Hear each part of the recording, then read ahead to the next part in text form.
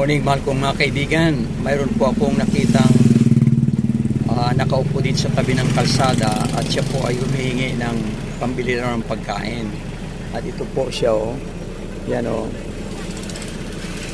Yan. So, pupuntahan ko po para tulungan natin siya. Kawawa naman. Baka gutom na siguro siya at baka hindi nga pa ito kumakain. Ano ho?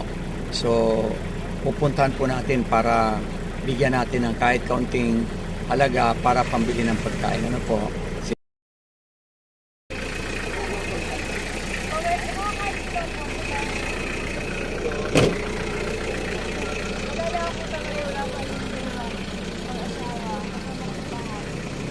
Sige.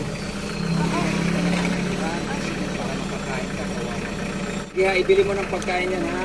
Sige ha, magpaalam na kami.